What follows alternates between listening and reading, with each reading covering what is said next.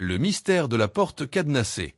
Un après-midi pluvieux, où les nuages sombres se superposaient dans le ciel de Londres, Sherlock Holmes était assis dans son fauteuil, un verre de brandy à la main, tandis que le docteur Watson feuilletait tranquillement un livre à côté de lui. L'atmosphère de calme soudain fut interrompue par une nouvelle visite. La porte de Baker Street s'ouvrit brusquement, et un homme d'une quarantaine d'années entra avec une rapidité désespérée. Il portait un manteau sombre, trempé par la pluie, et ses yeux étaient écarquillés de terreur. « Monsieur Holmes, je vous en prie, venez avec moi immédiatement !» s'écria-t-il, la voix tremblante. Holmes, impassible comme toujours, se leva et observa l'homme. « Calmez-vous, monsieur. Qui êtes-vous, et pourquoi ce besoin de précipitation ?» L'homme expliqua qu'il se nommait Gregory Ashford, un riche marchand de bijoux, et qu'il avait récemment acquis une vieille propriété dans la banlieue de Londres. La propriété, un manoir datant du XVIIe siècle, appartenait à une lignée ancienne et était pleine de mystères non résolus. Mais ce n'était pas l'histoire du manoir qui intéressait Ashford. Ce qui le préoccupait, c'était une porte cadenassée au fond de l'une des pièces, une porte qu'il n'avait pas réussi à ouvrir malgré ses efforts. « J'ai découvert cette porte dans une chambre oubliée », expliqua Ashford, « et le cadenas est étrange. Il n'y a aucune clé, et pourtant la porte semble mener à quelque chose d'important. » Holmes se tourna vers Watson. « Il semble que nous ayons une nouvelle affaire, mon cher Watson. Une porte verrouillée et une énigme à résoudre. Nous allons nous rendre sur place. » Le manoir était imposant, bien que quelque peu délabré.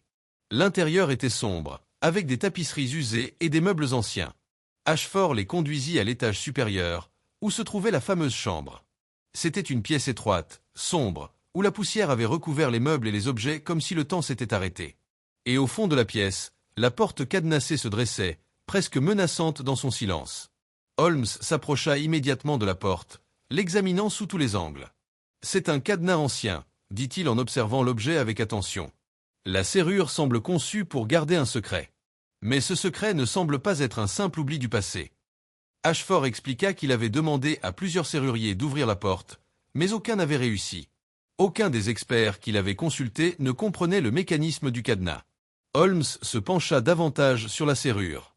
Après quelques minutes d'examen minutieux, il fit un geste de satisfaction. « Il y a quelque chose ici, » dit-il, en se redressant. « Cette serrure, elle ne fonctionne pas comme une serrure ordinaire. Elle est déclenchée par un motif. Un symbole particulier que seuls quelques initiés connaîtraient. » Holmes commença à scruter la pièce. Il remarqua que certains objets dans la chambre, comme un vieux miroir et un tableau au mur, étaient légèrement décalés par rapport aux autres. Il les manipula avec précaution, jusqu'à ce que le tableau révèle une petite clé cachée derrière lui. Ashford, choqué, observa Holmes, qui inséra la clé dans la serrure. Un bruit sec se fit entendre, et le cadenas se déverrouilla dans un claquement métallique. La porte s'ouvrit lentement. La pièce derrière la porte était étrangement vide. Cependant, au centre, se trouvait une vieille boîte en bois, ornée de symboles mystiques. Holmes s'approcha et l'ouvrit délicatement. À l'intérieur, il découvrit un rouleau de parchemin scellé. Ashford, les yeux écarquillés, demanda « Mais qu'est-ce que c'est ?» Holmes déroula le parchemin et examina les inscriptions.